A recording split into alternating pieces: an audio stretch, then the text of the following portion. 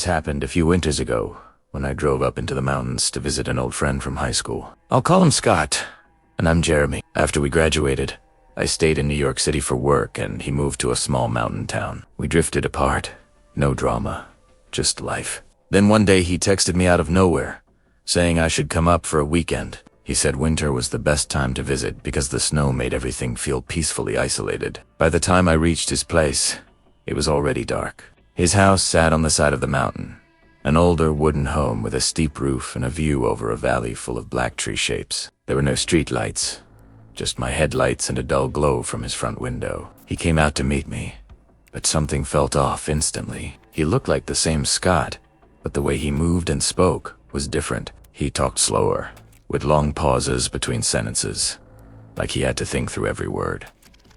When he said, "Jeremy, you made it," it sounded flat, almost rehearsed, not like someone excited to see an old friend. Inside, the house was warm but nearly empty. There was a couch, a small coffee table, a dining table with 2 chairs, and a few old family photos on the walls. A staircase led upstairs to his bedroom. On the main floor, a long hallway stretched straight back into the house, with 3 doors along the side and 1 closed door at the very end. That hallway bothered me right away. The light near the living room worked, but the fixture at the far end was burned out, so the last few feet and that final door were always hidden in shadow. From the couch, when other lights were off, it looked like a dark tunnel ending in a black square. He told me his grandparents used to live there and had passed away, and now he lived there alone. He said I could sleep on the pull-out couch. We tried to talk about old times, but the conversation kept dying. He would start a sentence, then stop halfway and stare down the hallway like he was listening for something. That first night, after he went upstairs, I unfolded the couch and lay down. The quiet felt strange compared to the city. No traffic, no neighbors, just wind and the occasional creak of old wood. I left a lamp on near the hallway because that dark stretch was getting to me more than I wanted to admit. Eventually, I fell asleep. Sometime after 2 a.m., I woke up to a heavy thump from upstairs. At first, I thought it was Scott moving around. Then the sound turned into quick footsteps. It sounded like someone running across the floor, back and forth, in short bursts. Sprint, stop, sprint again. It lasted maybe 20 seconds, then stopped completely. No doors, no plumbing, no more movement. Just silence. The next morning, primera skatif, edi bin, aplate. He frowned and said, "No, I slept fine. This place just makes noises." The way he dismissed it made me drop it, but I didn't believe him. The second day, he barely talked at all. He wandered around the house with this distant look, like his mind was somewhere else. I saw him walk down that hallway over and over. Every time he reached the end, he paused at the last door like he was listening, then turned around without opening it. In the afternoon, a snowstorm rolled in. Wind hit the house hard enough to rattle the walls, and the lights flickered once. It should have felt cozy, but his weird behavior made the whole place feel tense. When I asked if everything was okay, he just muttered "yeah" and stared off into space. That night, the storm got louder. I turned off the TV, left the same lamp on by the hallway, and tried to sleep. I don't know how long I was out, but I woke up again around 2 a.m. to a new sound.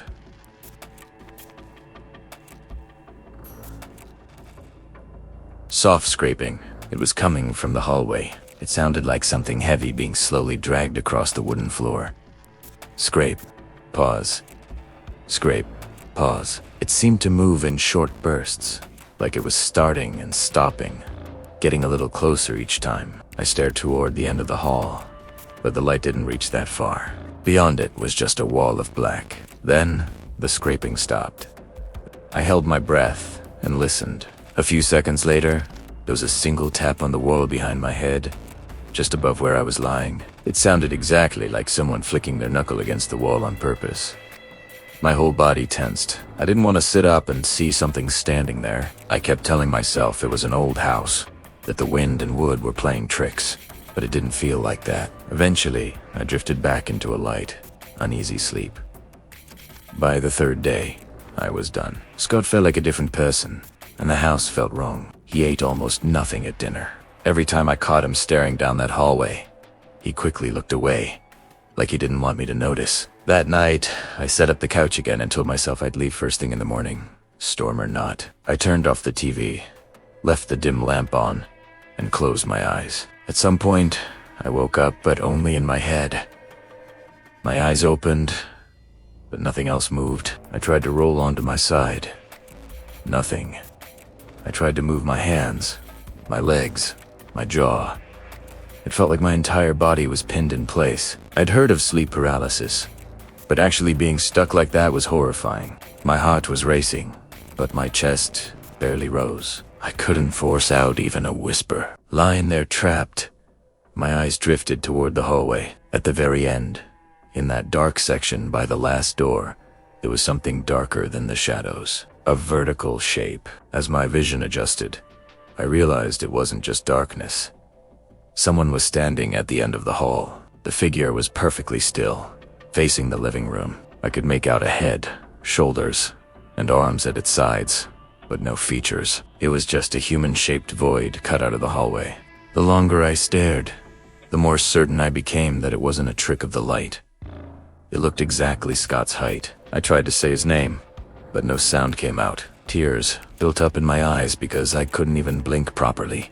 The figure didn't move, didn't speak, just watched. It felt like it had been there long before I woke up and was now waiting for me to notice it. Then, slowly, it turned to its right. The movement was smooth and silent. It took a few steps toward the last door though, one that had always been closed, and vanished into where the doorway was. I never saw the door open.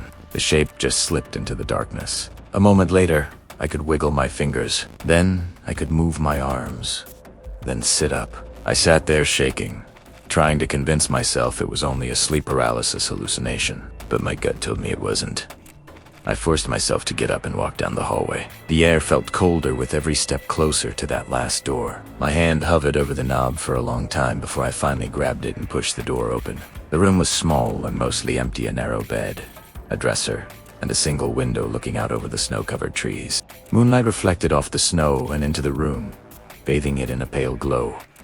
At first glance, it looked empty. Then I saw the corner by the window. A figure was standing there, facing the glass.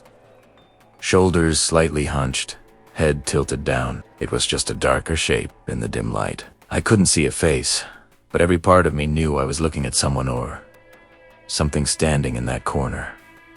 "Scott," I whispered. It didn't move, didn't react. The silence in that room felt thick and wrong. I backed out slowly, keeping my eyes on that shape as long as I could, then turned and hurried upstairs to his bedroom. He was in bed, asleep. I shook him awake and told him what I saw: someone at the end of the hall. Then in the back room, he listened without interrupting, then stared at the ceiling. "There's no one else here," he said quietly. He never offered to go check. He wouldn't even look toward the stairs. His expression wasn't confused. It was like he already knew exactly what I had seen and wanted the conversation to end. That was it for me. I told him I was leaving that night, storm or not. He just shrugged. I grabbed my bag, avoided looking down the hallway, and went out into the freezing air. As I backed out of the driveway, I made the mistake of looking up at the house one last time. In the window of that back room at the end of the hall, a silhouette stood perfectly still, watching the driveway. I didn't wait to see if it moved. I drove down the mountain until I saw real streetlights and other cars again. Since that weekend, Scott has barely responded to any messages. The one time I said I might call for a wellness check, he replied with just 2 words. "I'm fine." I haven't gone back, and sometimes, late at night, I think about that house still sitting there on the side of the mountain, with that dark hallway and that room at the end waiting for the next friend who thinks they're just going for a quiet winter visit.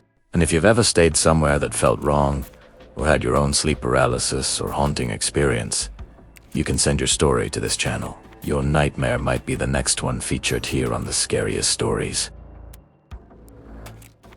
This happened to me on Thanksgiving night 2 years ago, when I was 19 and living in a big city without a car. I had just gotten over a bad respiratory virus, no more fever, but my throat was raw. I couldn't stop coughing, and I felt exhausted. I should have stayed in bed, but I'd promised 2 things. I had to check on a coworker's elderly cat and give her medicine, and I wanted to pick up my tennis rackets and bowling ball from my dad's place across. town so I wouldn't have to wait months to play again. I took the train out, met my brother, grabbed my heavy bowling ball bag, rackets, and some Thanksgiving leftovers, then headed back toward my dorm. By the time I got off the light rail near my friend's area, it was around 9 p.m.